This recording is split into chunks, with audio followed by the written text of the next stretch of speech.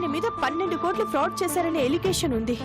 అలాంటి వ్యక్తిని కంపెనీకి ఎండింగ్ చేశారు కాబట్టి కాంట్రాక్ట్ రద్దు చేస్తున్నాం అంటున్నారు. ఒక అమ్మాయిని తీసుకొచ్చి ఆపదలో ఉంటే రక్షించాను అంటే ఏ భార్య నమ్మదు అని ఆ అమ్మాయి అనేసరికి నిజమే అనుకున్నాను. నా గురించి తెలిసి కూడా అలా ఇలా నమ్మారండి. సార్ అమ్మా రామ్మా, మన ఇంటికి వెళదాం. ఇప్పుడు వద్దమ్మా, మరెప్పుడైనా చూద్దాం.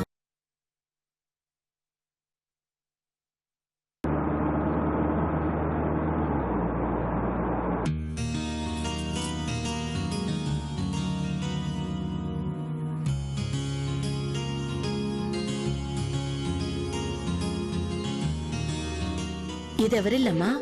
మా ఇల్లేనమ్మా. ఒకసారి ఇల్లు చూస్తే రెండోసారి రావడానికి ఈజీగా ఉంటుందని తీసుకొచ్చాను.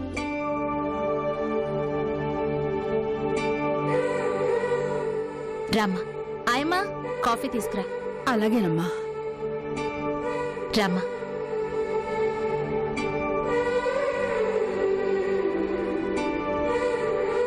ఇది మీ సొంతిల్లా? అవునమ్మా, కూర్చో. ఇంట్లో పెద్దవాళ్ళెవరూ లేరా? లేరమ్మా, నేను, నాకు తోడుగా మా ఆయమ్మ, అంతే. లేరంటే ఇంకెక్కడైనా ఉన్నారా? అసలు ఈ భూమి మీదే లేరు. ఐఎమ్ సారీ అమ్మా. పర్వాలేదమ్మా. నాకున్నది మా అమ్మ ఒక్కతే. ఆ అమ్మ నాకు చిన్నప్పుడే దూరం అయిపోయింది. మరి మీ నాన్న? మా అమ్మను మోసం చేశాడు. ఆ బాధతోనే మా అమ్మ చనిపోయింది.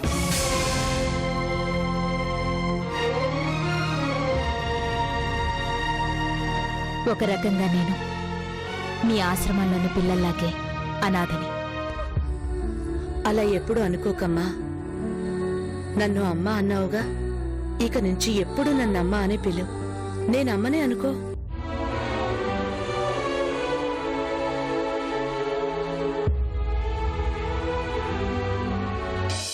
అమ్మా, ఇల్లు చూద్దు గానిరా.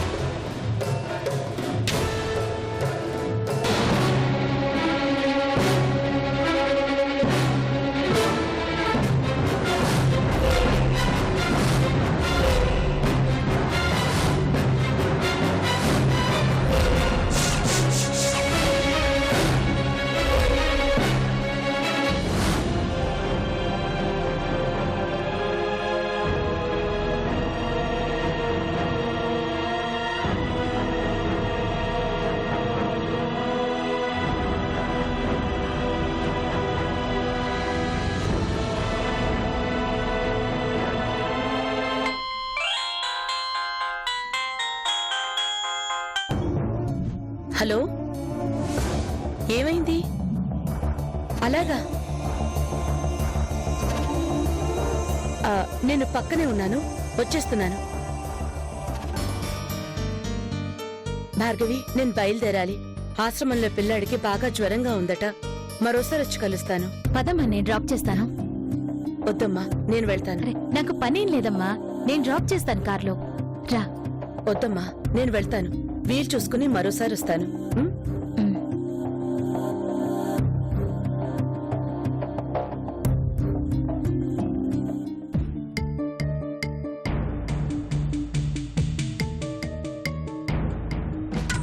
ఆయన మీ కంపెనీలో ఎండీగా ఉన్నంత వరకు ఎట్టి పరిస్థితుల్లోనూ మీకు ఈ కాంట్రాక్టు రాదు.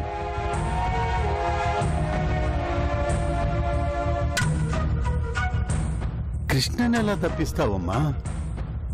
ఈ విషయం తెలిస్తే పాపం కృష్ణ ఎంత బాధపడతాడో ఆలోచించు.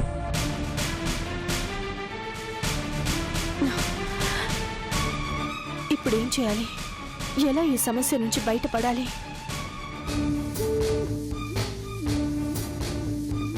మేడం, చెప్పండి. మీరు ఇంజనీర్ గారితో మాట్లాడారు కదా, ఏమన్నారు? ఎలా చెప్పాలి అనంతరామ్ గారు? ఎంత సిల్లీ రీజన్ చెప్తున్నారో తెలుసా? కృష్ణ గారిని ఎండీ చేయడం వల్లే ఈ ప్రాజెక్ట్ నుంచి తప్పించామంటున్నారు. అదేంటి మేడం, మధ్యలో కృష్ణ గారు ఏం చేశారు పాపం? నరేంద్ర గారి ఆఫీస్లో ఆయన మీద 12 కోట్లు స్కామ్ ఉన్నట్లు కేసుంది కదా. ఆ ఎలిగేషన్ ఎదుర్కొంటున్న వ్యక్తిని ఎండీని చేయడం వల్ల మన కాంట్రాక్ట్ రద్దు చేశారట. నిజంగానా మేడం? నిజంగా ఆ ప్రాబ్లం తోటే మనల్ని కట్ చేశారంటే ఈ ప్రాబ్లం మనం అన్ని చోట్ల ఎదుర్కోవాల్సి వస్తుంది. గవర్నమెంట్ రూల్స్ ప్రకారం ఇలాంటి కేసులు ఉన్న వాళ్ళని ఎంకరేజ్ చేయకూడదు. బయట కూడా మనల్ని నమ్మి ఎవరు ప్రాజెక్టులు ఇవ్వరు. సో ఎలా చూసినా ఇది ప్రాబ్లం ఎలా ఉంది మేడం? మరి ఏం చేయాలి అనంతరామ్ గారు? అదే ఎలా చెప్పాలో తెలియటం లేదు. కానీ కంపెనీ శ్రేయస్సు కోరే వ్యక్తిగా నేను సలహా మాత్రం ఇవ్వగలను. ఏంటో చెప్పండి. కృష్ణ గారిని కొంతకాలం పాటు ఎండీ పోస్టు నుంచి తప్పించడమే మంచిది మేడం. వాట్? ఇలా అంటున్నానని మరోలో అనుకోకండి మేడం. ఎంతకంటే మరో దారి లేదు. ఆ కేసు నుంచి పూర్తిగా బయటపడ్డాక అప్పుడు ఎలాగూ మన కంపెనీ ఉంటుందిగా. ఏం కర్మండి ఇది? ఆయన తప్పు చేయలేదని మనందరికీ తెలుసు. ఇప్పుడు అదే కారణం చూపించి ఎలా ఆయన్ని తప్పించాలి? అసలు ఆయనతో ఎలా చెప్పాలి? ఎవరు చెప్పాలి?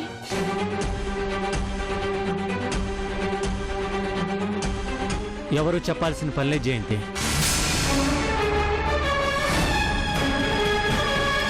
ఏమండి? నాకంతా తెలుసు Jayanthi. This is my resignation letter.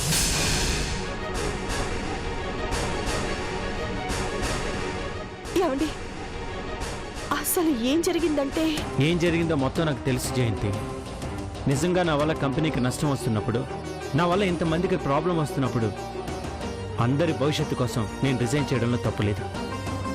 Please accept this.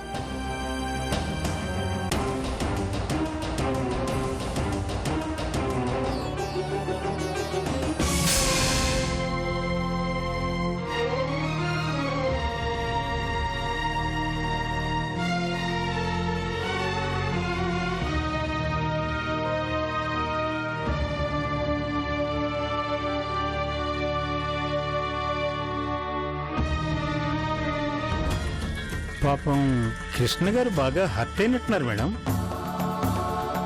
ఎందుకు అనంతరామ్ గారు ఇలా జరుగుతోంది? గవర్నమెంట్ ప్రాజెక్ట్స్ చేసిన అందరికీ క్లీన్ చేటుందా? ఎవరు కావాలని ఈ ప్రాబ్లం రైజ్ చేస్తున్నారు. అందుకే వాళ్ళు యాక్షన్ తీసుకున్నారు. మనకి తెలియకుండా ఎవరో శత్రువులు ఉన్నట్లున్నారండి. శత్రువులు అంటే బిజినెస్ లో నార్మల్ గా ఉంటూ ఉంటారు కదా మేడం. కానీ ఫలానా వాళ్ళు అని చెప్పలేము. అయినా మీలాంటి మంచి వాళ్ళకి శత్రువులు ఎవరుంటారు మేడం? లేదనంతరామ్ గారు, ఇదెవరో కావాలని పని కట్టుకొని చేసిన పని. మన దగ్గర లూప్ హోల్ ఉంది కాబట్టే కదా మేడం వాళ్ళకి ఛాన్స్ వచ్చింది. అయినా ఇక ప్రాబ్లం సాల్వ్ అయినట్టే మేడం.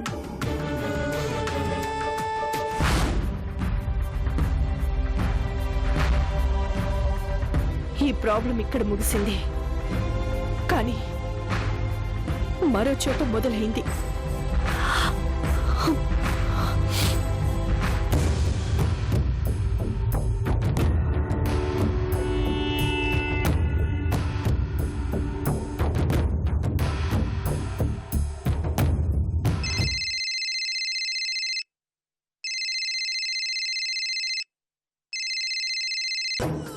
హలో, నమస్తే మేడం. కంగ్రాచులేషన్స్ అనంతరామ్ గారు. నేనిచ్చిన టాస్క్ సక్సెస్ఫుల్ గా కంప్లీట్ చేసినట్టున్నారు. ఆ కృష్ణప్రసాద్ ఎండి పోస్ట్ కి రిజైన్ చేశాట కదా? అవును మేడం, ఈ విషయం మీకెలా తెలుసు? నాకన్నీ తెలుసు. నిజానికి అతని భార్య మెడపట్టి బయటికి నెట్టినట్టు జాబ్ నుంచి పీకేస్తుంది అని అనుకున్నాను. కాకపోతే అలా జరగకుండా ముందే రిజిగ్నేషన్ లెటర్ ఇచ్చాడు. అవును మేడం. ఇందులో మీ కష్టం ఎంత ఉంది అని నాకు తెలుసు అనంతరామ్ గారు. మీ కష్టం, మీ శ్రమని నేను గుర్తించాను. మీకు ఇచ్చింది చాలదు. సాయంత్రం ఇంటికి రండి, మీ కష్టానికి ప్రతిఫలం ఇస్తాను. Thanks madam. అప్పుడే థ్యాంక్స్ చెప్పకండి.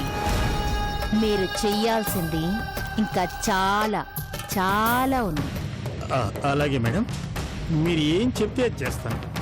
ఉంటాను మేడం.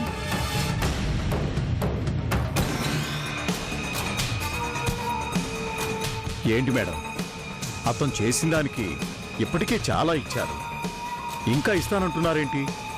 ఇచ్చిందే చాలా ఎక్కువ మేడం. మ్మ్హ్.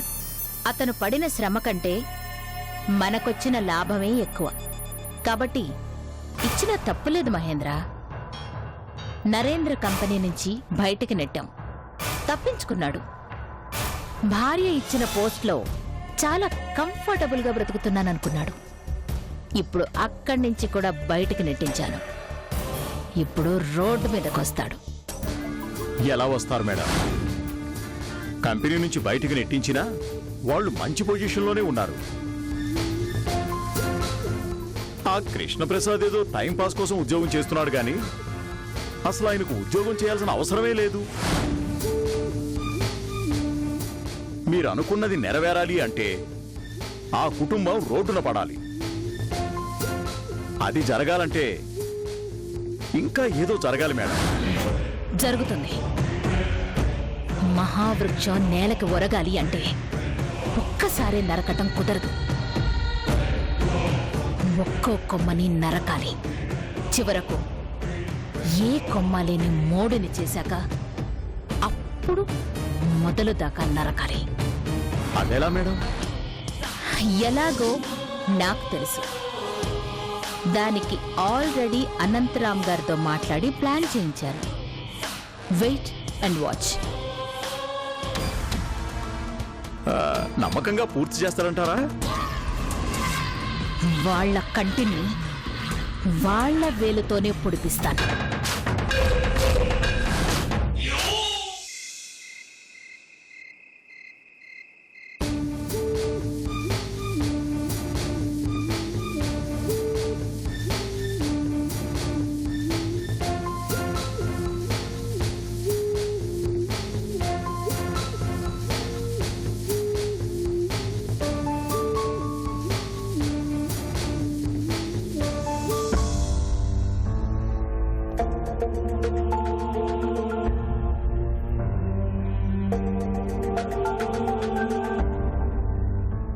ఏమండి,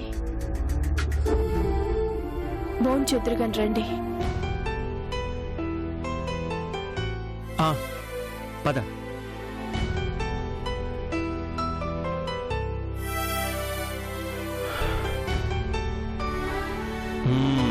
ఓ, బంగాళదుంప సాంబార్. గుడ్. వడ్డించే. ఏంటి జయంతి, భోజనాన్ని పిలిచి ఏం ఆలోచిస్తున్నావు? వడ్డించు. వడ్డించు.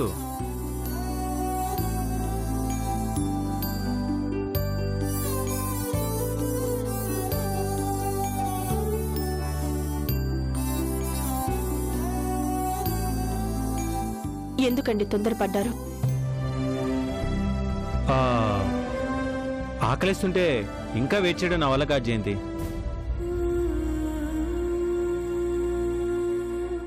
మాట మార్చకండి.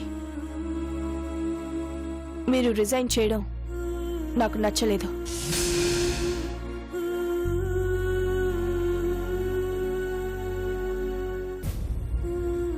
కొంచెమైనా ఆలోచించాల్సింది కదండి. ఏం ఆలోచించాలి జయంతి? ఏం చేయాలని నువ్వు రోజు తలబద్దలు కొట్టుకుంటున్నావు, అది సరిపోదా? ఇంకా ఏం ఆలోచించాలి? నన్ను ఎండీని చేయడం వల్లనే కంపెనీకి కాంట్రాక్ట్ మిస్ అయిందని తెలిసినప్పటి నుంచి నువ్వు ఎంత టెన్షన్ పడుతున్నావో నాకు తెలుసు. అది చిన్న చితక కాంట్రాక్ట్ కాదు, కంపెనీకి ఆయువు పట్టు. అది నా వల్ల మిస్ కావడం నువ్వు ఊహించిన పెద్ద షాక్. ఏం చేయాలో అర్థం కాక తల పట్టుకుని రాత్రింబగళ్ళు నిద్ర మానేసి ఆలోచించావు కదా. అందుకని మీరు రిజైన్ చేసేస్తారా? నాతో ఒక్క మాట అయినా చెప్పాల్సింది కదా. ఆ ఒక్క మాట నువ్వు చెప్పలేక ఎంత టెన్షన్ పడ్డావో నాకు తెలిసి జయంతి. కానీ మీరు తొందరపడ్డారేమో అనిపిస్తోందండి. నువ్వు అడగకుండా నేను రిజైన్ చేయడం వల్ల నీకు అలా అనిపిస్తుంది. పోనీ ఇది కాకుండా ఈ సమస్యకి వేరే ఏదైనా సొల్యూషన్ ఉందా నీ దగ్గర? చెప్పు. చెప్పలేవు. నువ్వు ఎంత ఆలోచించినా ఈ ప్రాబ్లం తీరాలంటే నేను తప్పుకోవాల్సిందే.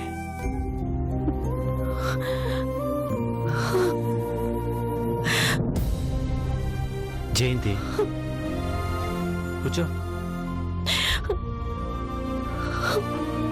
చూడు జయంతి, భార్య భర్తలో సగం అనేది ఎంత నిజమో, భర్త భార్యలో సగం అనేది కూడా అంతే నిజం. నీలో నేను సగం కాబట్టే నీ బాధను పూర్తిగా అర్థం చేసుకున్నాను. నువ్వు నన్ను తప్పుకోమని ఎలాగో చెప్పలేవు.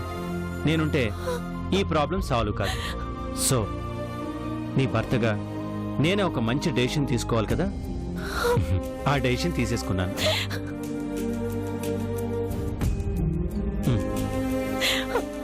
తిను.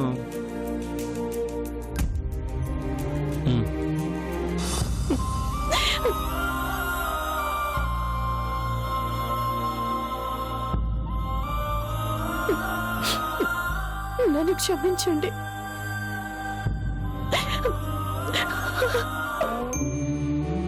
ఏ, ఇందులో నీ తప్పే ఉంది.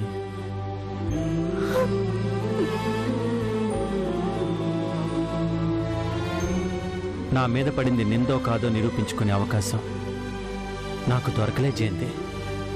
అప్పటిదాకా ఆగి ఓపిక వాళ్ళకి లేదు. ఎవరి రూల్స్ వాళ్ళవి, కాదనే హక్కు మనకి లేదు.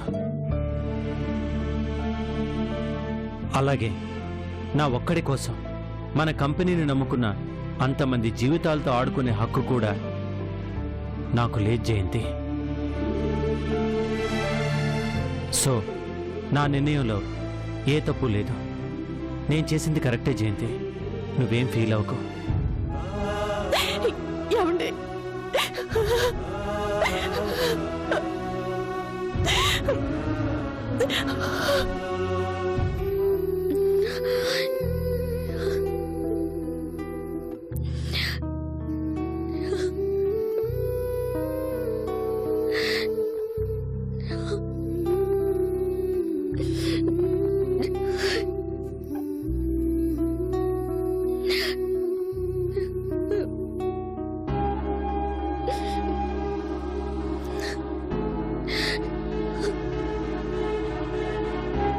చందు,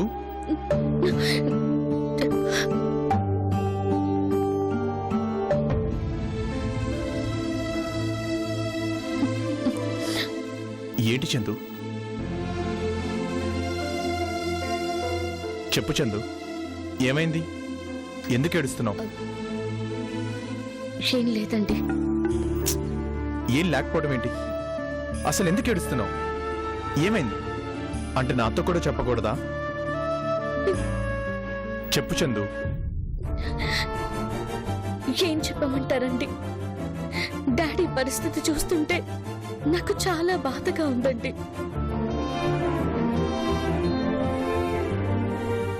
డాడీ ఇప్పుడు ఆఫీస్లో ఉద్యోగం చేయడం లేదంట. ఎండి పోస్ట్ నుంచి తప్పుకున్నారంట. తెలుసా? తెలుసు, మీ అమ్మ ఫోన్ చేసి చెప్పింది.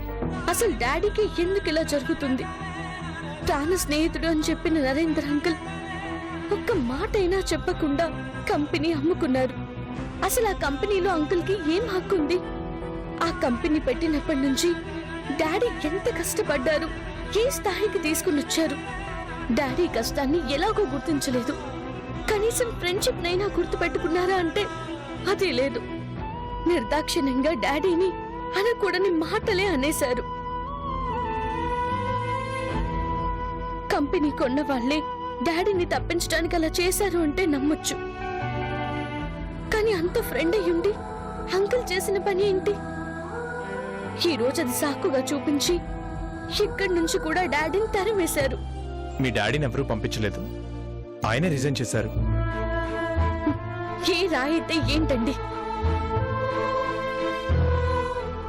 వాళ్ళ చేత చేయించుకునే పరిస్థితి రాకుండా డాడీయే వచ్చేశారు. కానీ ఆయనకి ఎందుకు ఇలా జరుగుతోంది? ఇవి legal problems Chandu. Government project కదా, కొన్ని ఇబ్బందులుంటాయి. అప్పటికి మీ మమ్మీ వద్దు అనే అన్నారు. కానీ అంతమంది ఎంప్లాయీస్కి తన వల్ల నష్టం రాకూడదని మీ డాడీయే బయటకొచ్చారు. అంతకంటే ఏం చేస్తారు? ఈ విషయంలో బయటికి చెప్పుకోలేకపోయినా డాడీ ఎంత కుమిలిపోతుంటారో నాకు తెలుసండి. డాడీకి ఎంత మంచి పేరుందో మీకు తెలుసుగా. డాడీ ఇచ్చిన ప్లాన్స్ ఆధారంగా ఢిల్లీలో స్టేడియంస్ కట్టారు. డాడీకి ఎన్నో మంచి ఆఫర్స్ వచ్చినా వెళ్లకుండా నా కోసం ఇక్కడే ఉన్నారు. మొన్నటిదాకా నేను బతుకుతానో లేదో అనే భయం. నన్ను కాపాడుకోవడం కోసం ఎన్నో ఇబ్బందులు పడ్డారు. భగవంతుడు కరుణించి నాకు ఆయుష్ పోసేసరికి ఇదిగో ఇప్పుడు ఇలా అయింది. ఇంకా ఆయనకి ప్రశాంతత ఎక్కడ?